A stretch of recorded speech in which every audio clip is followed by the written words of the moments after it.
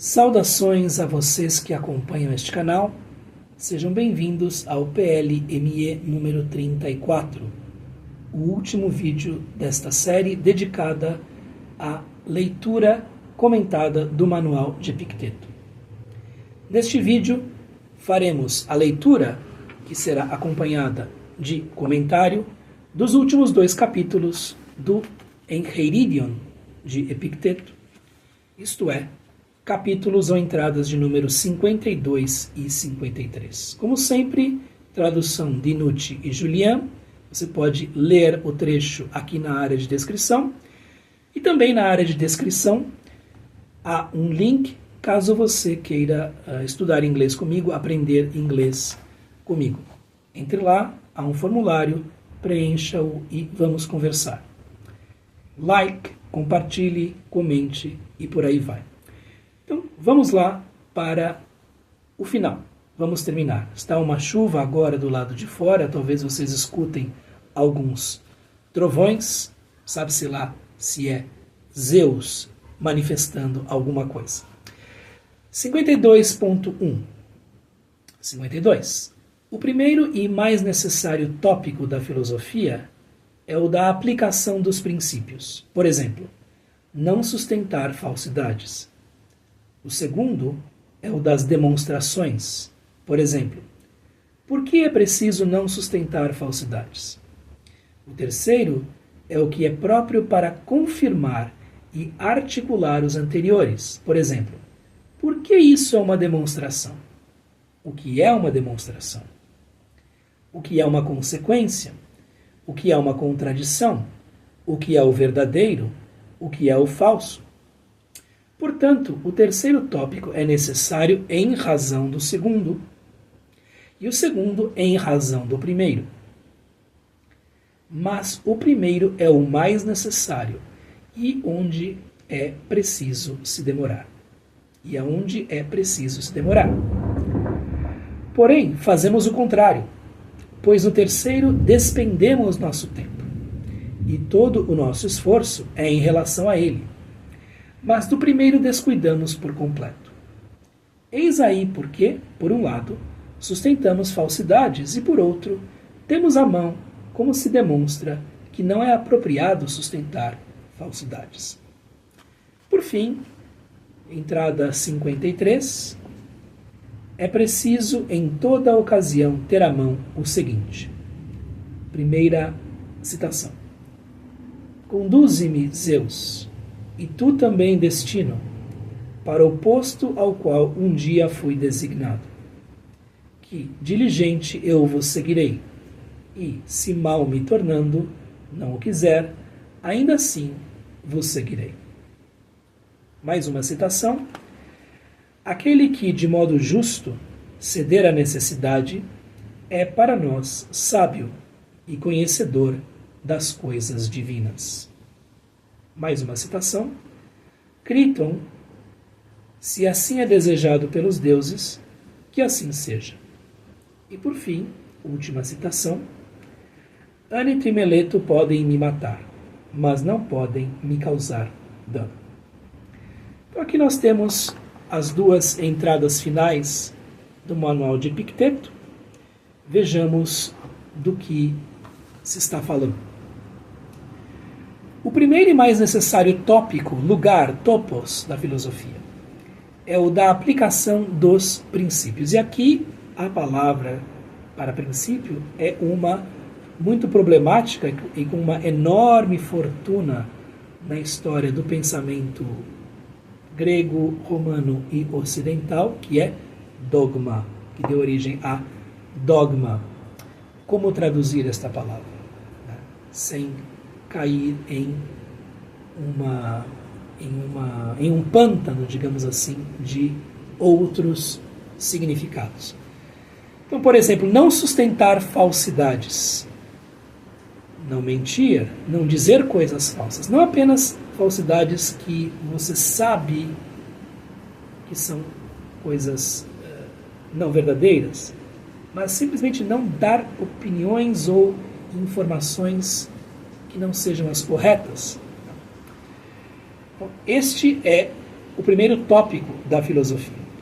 O segundo é o das demonstrações. Por exemplo, por que é preciso não sustentar falsidades? O terceiro é o que é próprio para confirmar e articular os anteriores. Por exemplo, por que isso é uma demonstração? O que é uma demonstração? O que é uma consequência? O que é uma contradição? O que é o verdadeiro? O que é o falso? Uma série de perguntas que muitos filósofos se fazem e se fizeram e continuarão a fazer a si próprios, a si próprias, ao longo dos séculos, pelos séculos dos séculos. São perguntas, no entanto, de caráter mais abstrato, de caráter menos prático, e que fazem sim parte da filosofia, mas são justamente este terceiro topos. Se nós voltarmos à visão tripartite, a visão tripartite da filosofia estoica, existe a lógica, existe a física e existe a ética.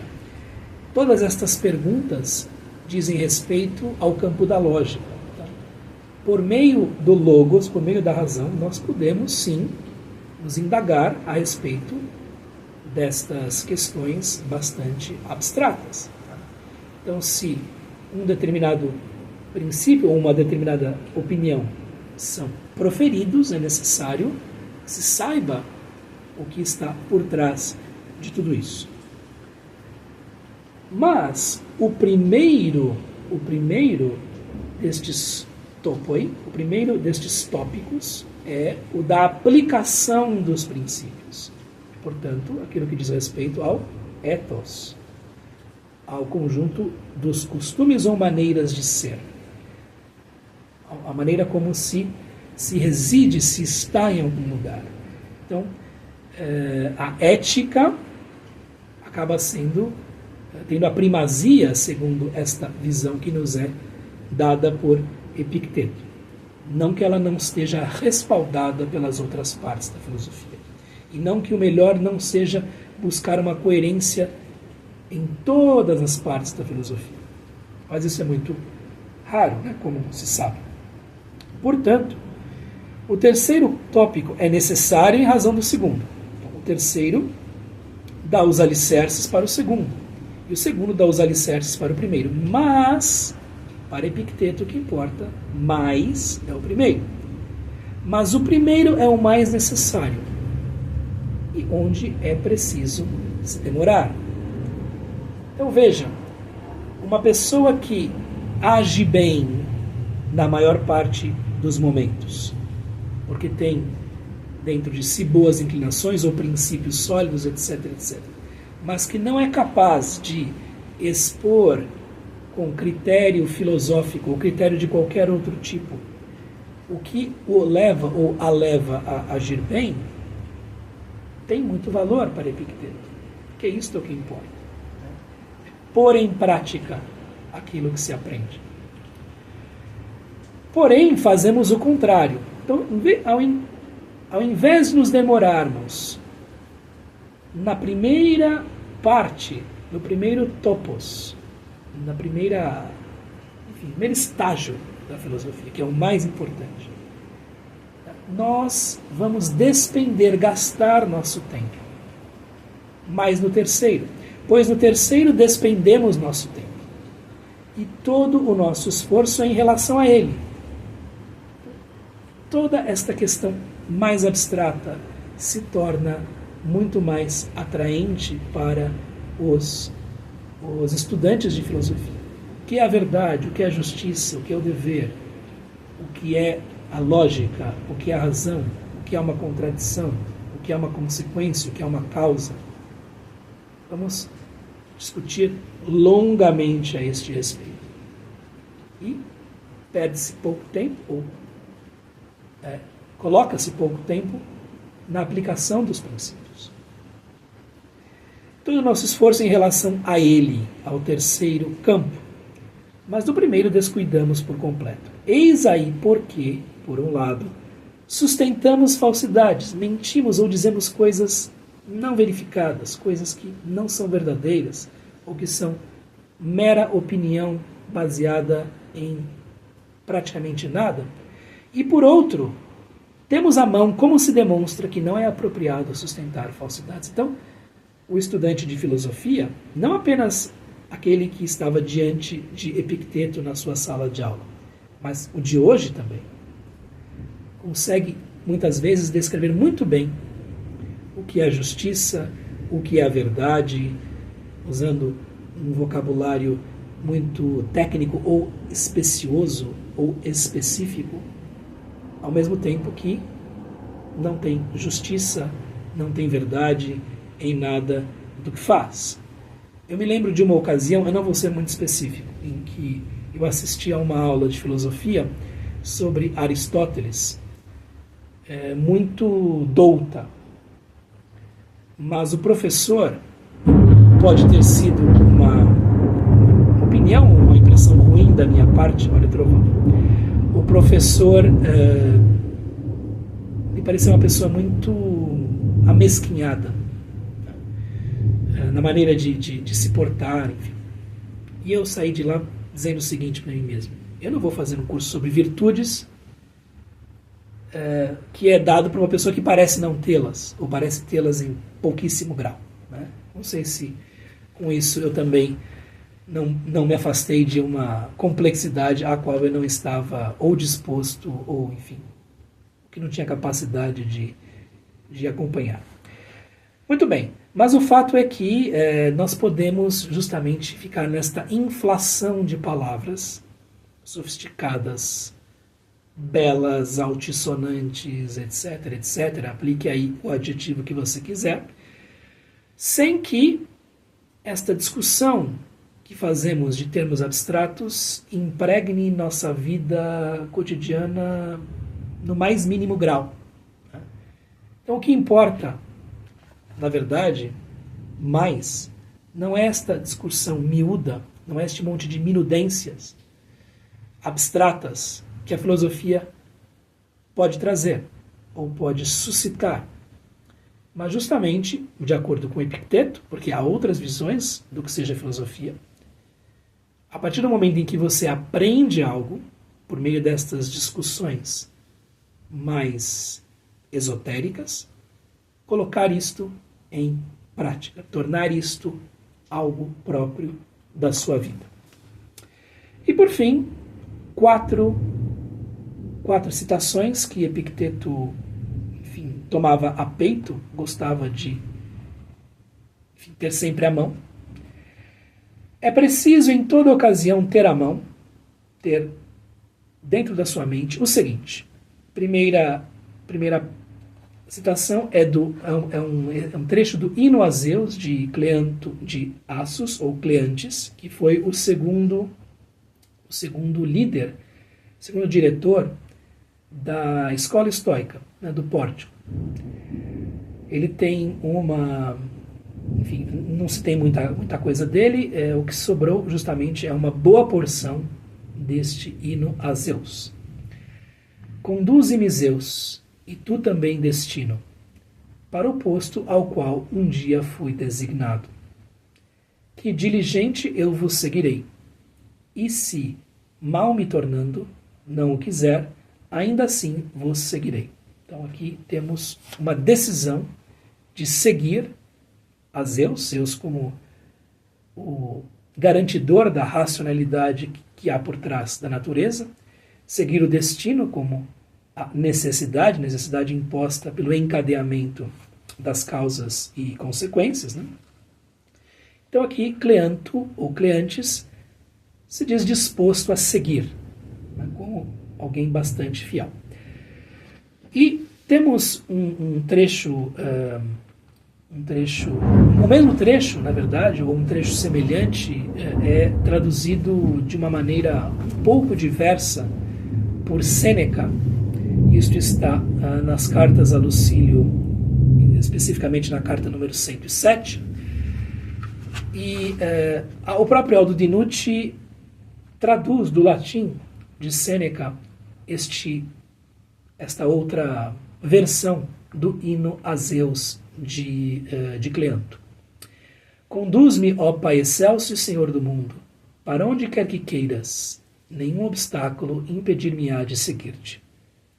Diligente estarei junto a ti, e caso eu não queira fazer o que é possível ao intrépido, ainda assim seguir-te-ei, gemendo e infeliz. Eu vou seguir você com mesóclise e tudo. Então aqui a questão realmente é muito séria, né?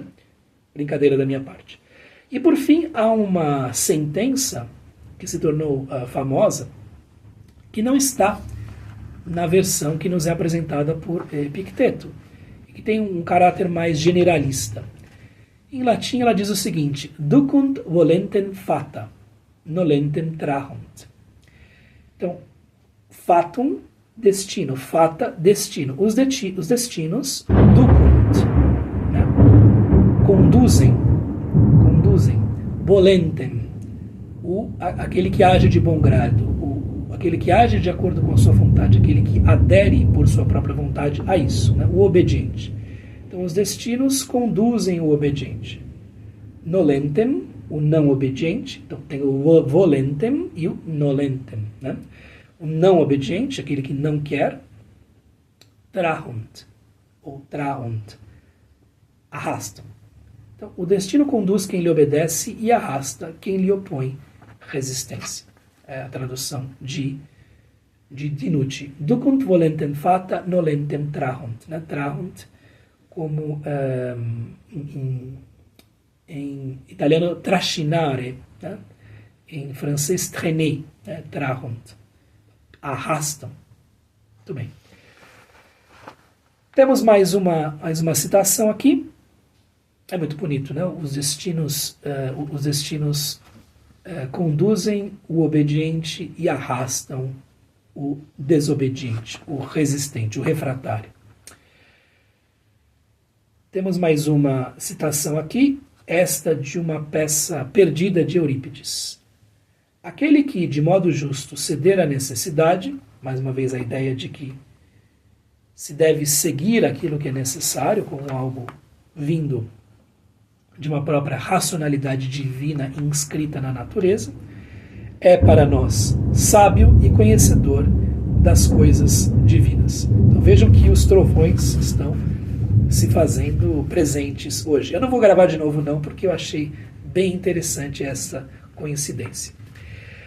Depois nós temos duas citações a trechos de obras de Platão.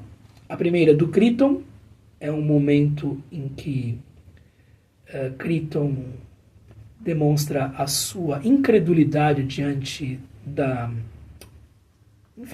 decisão tomada por Sócrates de efetivamente aceitar a sentença dos atenienses e tomar o veneno. Ó Críton, se assim é desejado pelos deuses, que assim seja. Se isto é algo que vem de uma potência muitíssimo superior à minha, de uma inteligência muitíssimo superior à minha, que assim seja. E, com palavras tais, Sócrates aceitou a sua própria sorte. E, por fim, temos aqui a última citação, que vem da Apologia, tal como Platão a recolheu, e algo que é dito por Sócrates aos seus acusadores. É dito por Sócrates aos seus acusadores. É da Apologia 30. Anitro e Meleto podem me matar, mas não podem me causar dano.